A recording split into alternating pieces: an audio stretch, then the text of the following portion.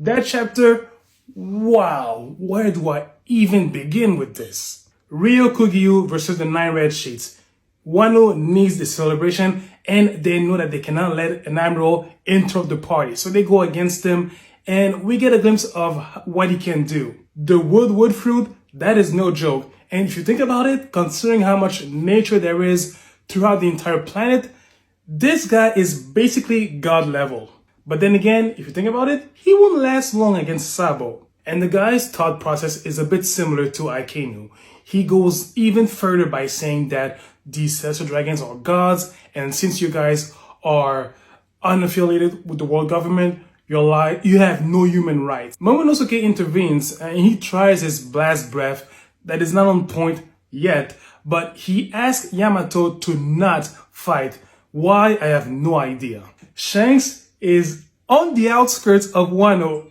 Oh man, why did he not get into the island? Well, he had a good reason for that. We get some flashback on how he robbed the Gomu Gomu fruit. More flashbacks with how he met Luffy and everything. And he decides not to go meet him on Wano because, well, he's an emperor. Two, Bartolomeo, Luffy's #1 fan, has burned some of his flags, so I do understand that. But the bold statement that he said after that, let's claim One Piece. This guy is really nebulous, mysterious, and now he's really gunning down for the One Piece. So many things happen in Maléjoie. Kuma was freed. Yay! Vivi disappeared. What? And Cobra, her father, was assassinated by Sabo? Oh my god. I wouldn't see a guy like him killing Cobra without a good reason. And the fact that Vivi has suddenly disappeared, it could be some sort of a plan from the world government to have Alabasta firmly under their grasp. That's the way I see it, but at the same time, we are missing information. We need a flashback. And I know that Cobra he smelled something fishy from the world government. And talking about Sabo, by the way, he is seen as an emperor, the Flame Emperor, and the Revolutionary Army has been getting a lot of support and very in popularity throughout the entire world. Right now, we are truly entering the last phase of the One Piece story. Anyways, from my point of view, this was an epic chapter, but what are your thoughts? Did you like it? Did you hate it? I don't know. I don't read minds. Please, let's all talk about this in the comment section, and I'll catch you guys next week. So in the meantime, please, take care of yourselves. See ya! Yo, what's up, pirates? It's your boy GM. How's it going? One Piece chapter 1055. Before I start this review, I have been working on a project called Hard Wildfire for the last 22 years. I'm really trying to make this happen, to become a reality. I opened up a GoFundMe page. The link is in my bio. Check it out. Support if you can. Share it with your friends. All help is welcome. Thank you so much. Sukiyaki, Robin, and Law go deep underground to discover a submerged version of Wano that was there 800 years ago, just after the blank century. Those walls were built to protect Wano and to cut it off from the rest of the world. And breaking down those walls would unleash the ancient weapon Pluton, who is actually in Wano. And Oden, when he meant by opening the borders, that's what he meant by shattering those walls, which in turn would unleash that ancient weapon onto the world. My guess is the ancient weapons will be used to tear down the world order that was created by the world government. It is no wonder why the world government wants to have these weapons in their possession, because they know damn well that they are a threat to their power. And plus, we discover a new rolled poneglyph stones. Robin, do your thing, read it, memorize it, and let's go to Laugh Tale. One more. The reason why Momonosuke doesn't want Yamato to join in the battle is, well, for two reasons. One, he wants to give freedom to Yamato. Yamato has been a prisoner of Kaido ever since he was a kid. Momonosuke decides to let him go. This is your chance, live your own life. Second one, I love how he states that we can't rely on other strength to defend our own land. Otherwise, what's the point? And I really love that about him. He knows that he is Shogun of Wano, and he has to defend on his own. He has to stand tall as a leader to inspire others to, to defend what is theirs. And that was a very beautiful moment.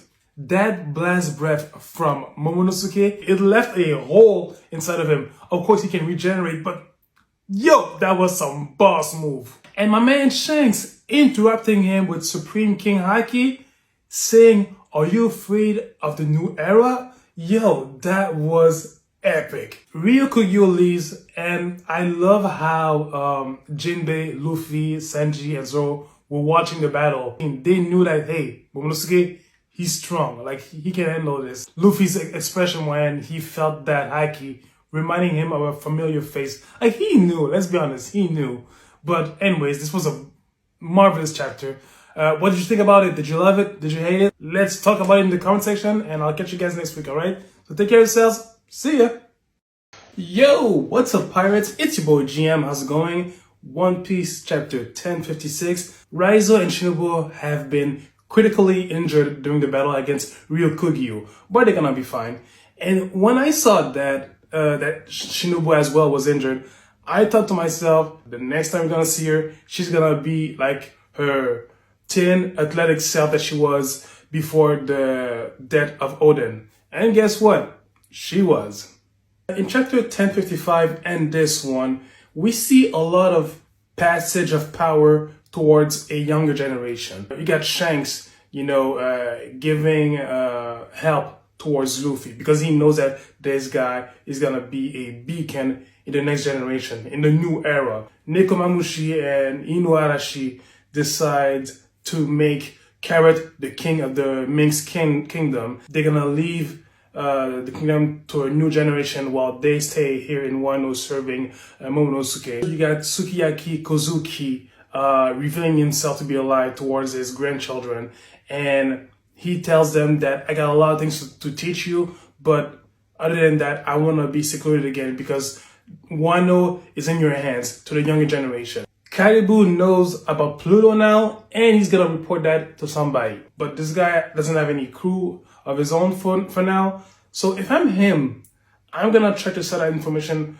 to the most powerful. I wouldn't even be surprised if Caribou ends up joining the Cross Guild. We got Luffy, Law, and Kid going their separate way, and they're talking about the Cross Guild, who has the Genius Jester, aka Buggy the Clown, as their leader, and Crocodile and Mihawk, the world's strongest swordsman. What happened? How did this happen? No idea. Even though it's like, it's impossible. But again, let's not forget, the Shishibukai Order has been dissolved, so the Cross Guild has started putting bounties on Navy soldiers, which makes sense if you think about it. The Shishibukai has been neutralized, and the world government have used them to hunt down other pirates. Now, they have to be fearful of civilians assassinating Navy soldiers, civilians they are sworn to protect. This is just the beginning. Finding the man with the burn scar, a new key component to fighting One Piece.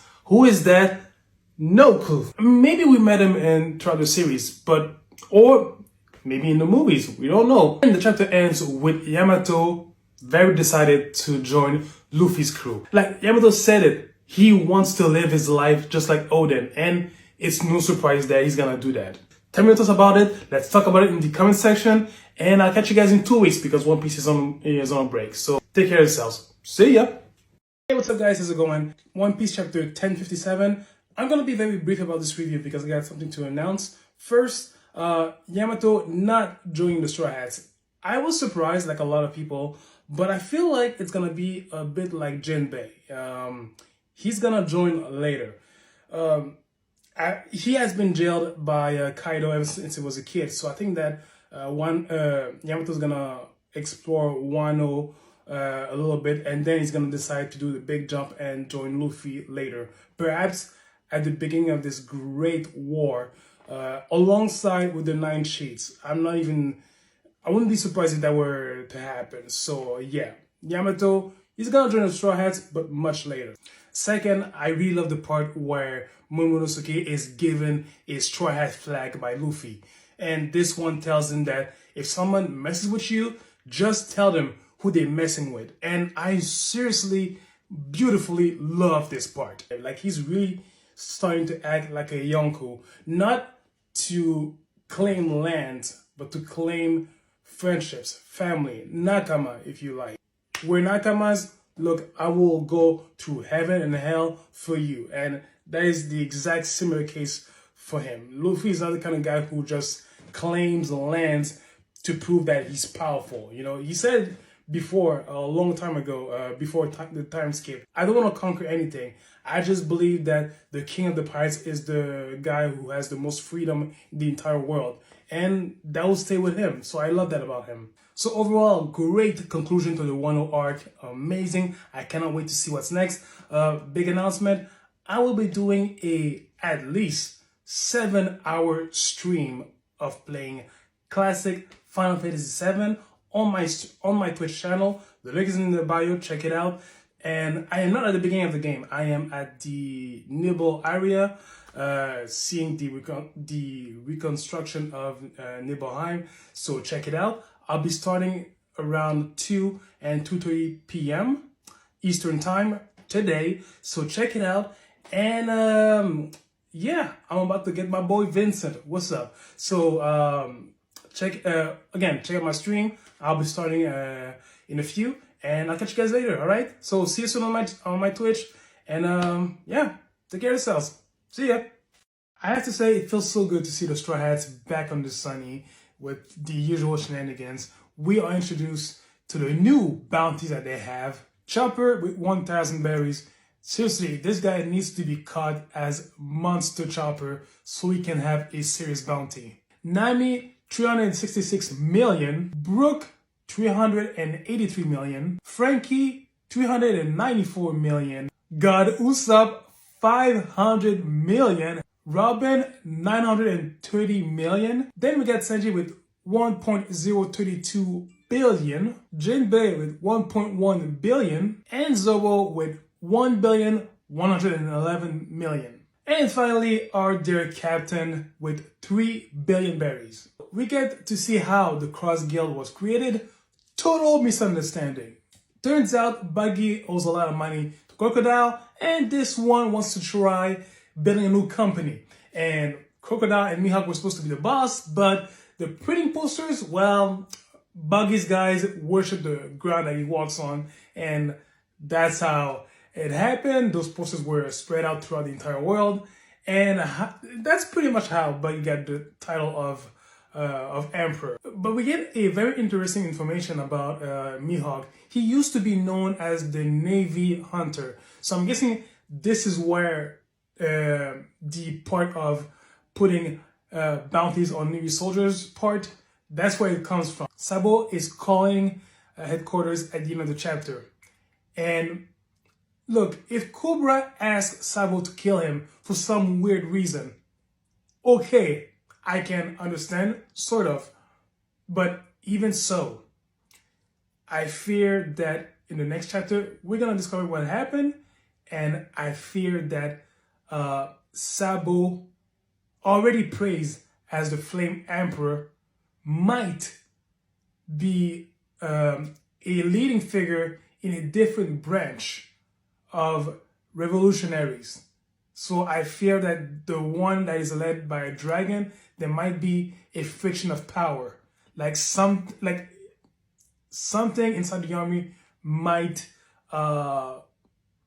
create a power struggle. Very informative chapter. I didn't expect to have Sabo's call this soon, because I thought that we would get something like that like in a month or two. But considering that we are entering the beginning of the end, it makes sense. So tell me your thoughts about this chapter. Comment, rate, subscribe. Again, I'm doing my own manga project. The link is in the description.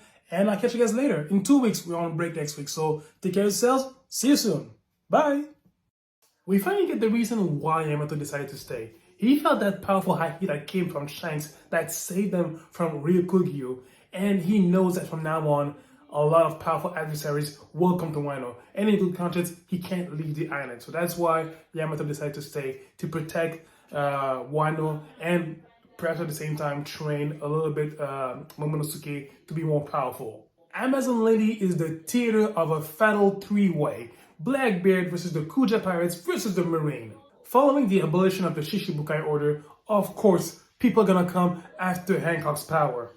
I love Kobe and everything, but considering Hancock's past with the Marine, there is no way in hell she will ever belong to them ever again.